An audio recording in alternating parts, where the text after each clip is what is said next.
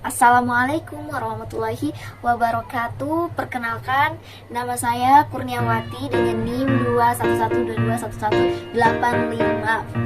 Saya dari Universitas Dian Nusantara, Prodi Ilmu Komunikasi, Fakultas Bisnis dan Ilmu Sosial. Di sini saya akan membahas sedikit tentang edukasi yang dimana dari pelajaran komunikasi kreatif yang dibimbing oleh Ibu Nadira Harsari, SIKOM, MIKOM. Ya, di sini ada 6 pilihan edukasi. Yang pertama itu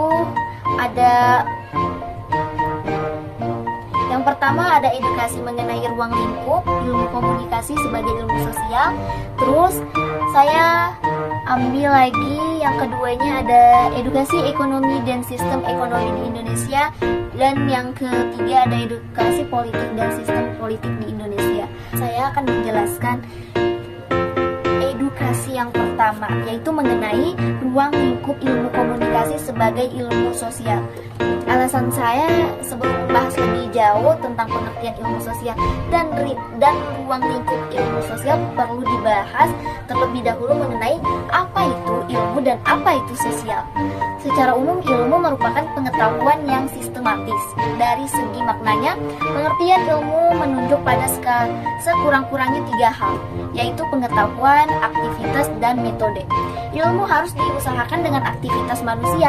Aktivitas itu dilaksanakan dengan metode tertentu, dan akhirnya aktivitas metodis itu mendatangkan pengetahuan sistematis. Kemudian mengenai pengertian ilmu sosial. Menurut Artikala, sosial adalah mengkaji tentang kemasyarakatan.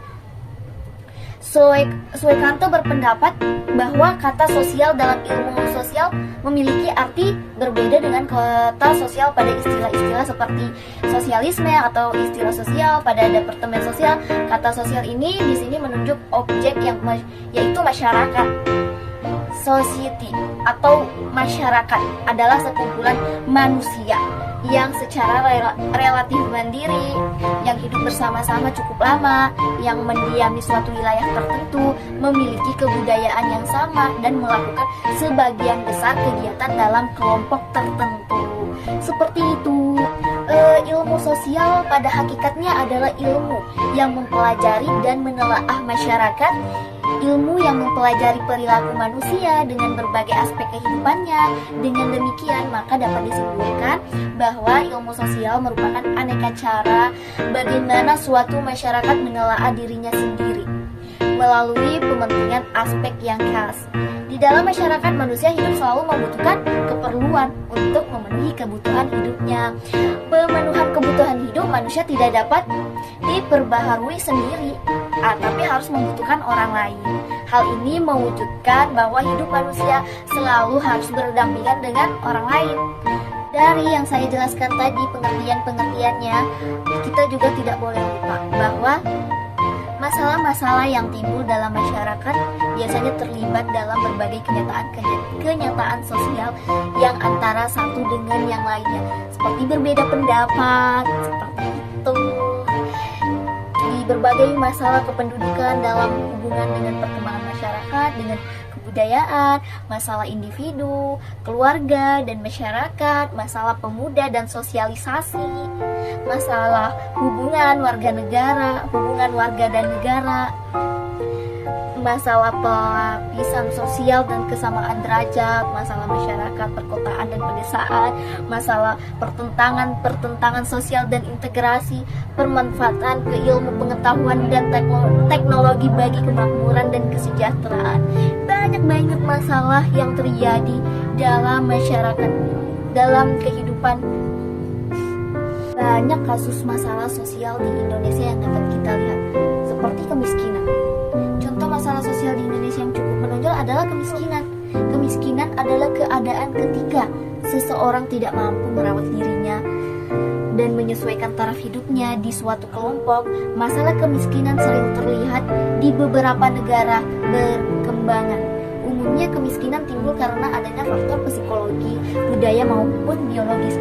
Ciri-ciri masyarakat yang mengalami kemiskinan struktural yang tidak adanya mobilitas sosial secara vertikal radikal dan munculnya ketergantungan dengan kelas sosial ekonomi di atasnya.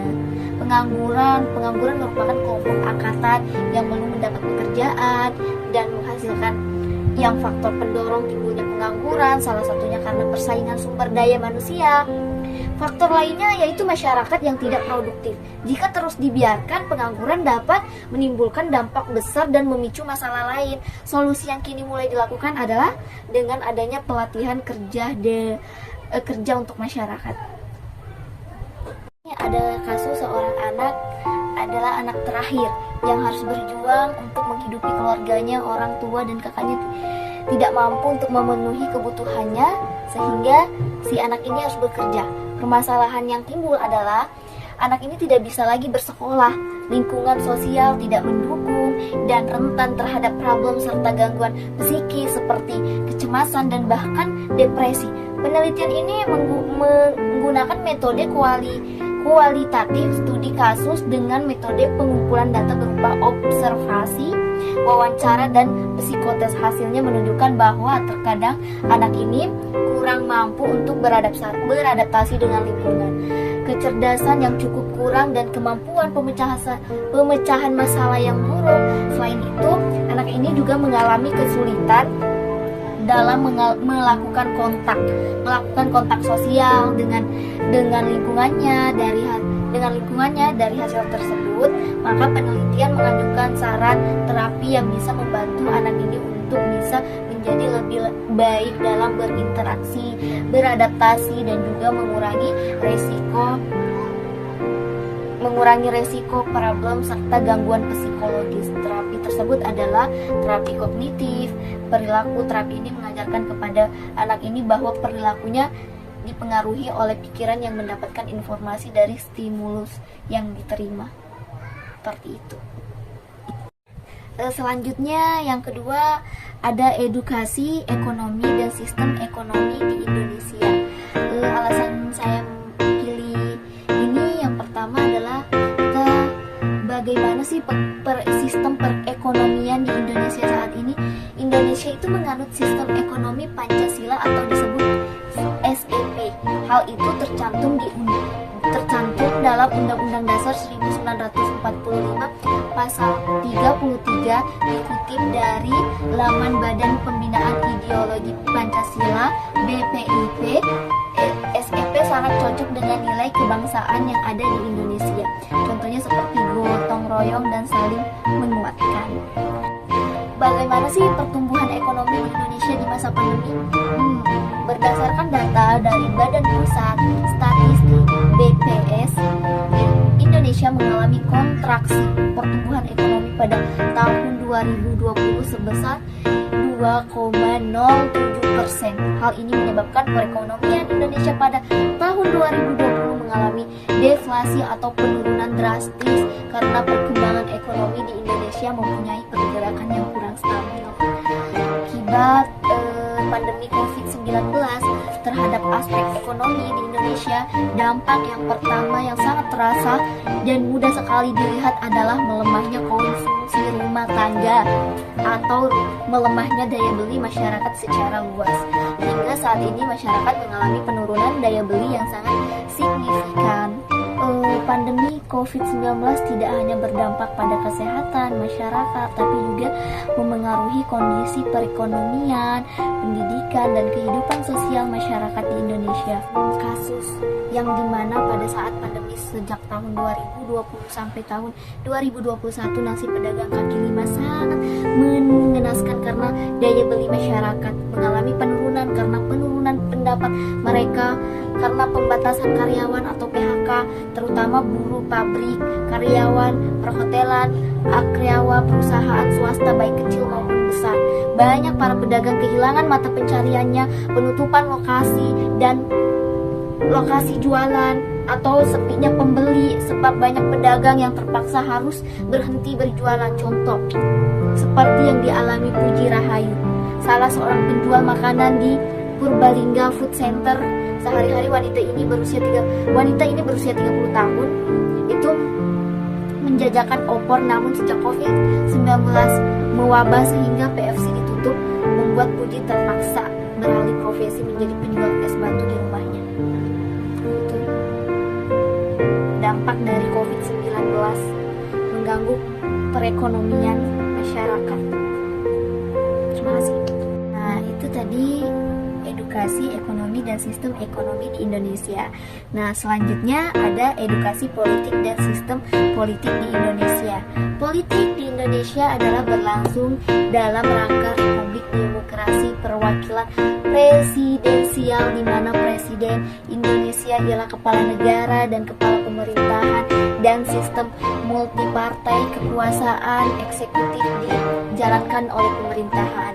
Kekuasaan legislatif dipegang oleh pemerintah, permusyawaratan rakyat bicameral. Politik di Indonesia diartikan sebagai kumpulan atau keseluruhan berbagai kegiatan dalam negara Indonesia yang berkaitan dengan kepentingan umum, termasuk proses penentuan tujuan, upaya-upaya mewujudkan tujuan, pengembalian keputusan, seleksi, dan penyusuan skala prioritasnya. Kasus yang terjadi pada politik di Indonesia banyak sekali. Jadi saya akan mengambil kasus ini,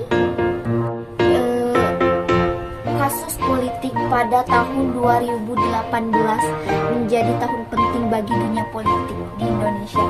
Pasalnya di tahun 2018 ini banyak peristiwa politik yang membuat gaduh publik. Terlebih tahun 2018 ini memasuki masa akhir menjelang pemilihan umum 2019. Setiap partai politik yang terdaftar sebagai peserta pemilu mulai sibuk dengan berbagai persiapan jelang pemilihan. Selain itu, penentuan koalisi hingga capres dan cawapres juga tak kalah membuat heboh masyarakat. Persiapan jelang pemilihan umum 2019 menjadi salah satu pemicu keriuhan publik politik di Indonesia. Ya, sekarang lagi marak-maraknya nih, lagi rame-ramenya buat pemilu di 2024. Jangan sampai salah pilih presiden, karena Presiden Joko Widodo atau Jokowi mengingatkan masyarakat agar berhati-hati dalam memilih pemimpin saat pemilu di 2024. Masalahnya Jokowi mengatakan presiden berikutnya bakal menjadi salah satu penentu nasib bangsa. Dia mengatakan Indonesia dalam 13 tahun ke depan punya peluang untuk merubah nasib dari negara berkembang menjadi negara maju. Jadi jangan sampai salah pilih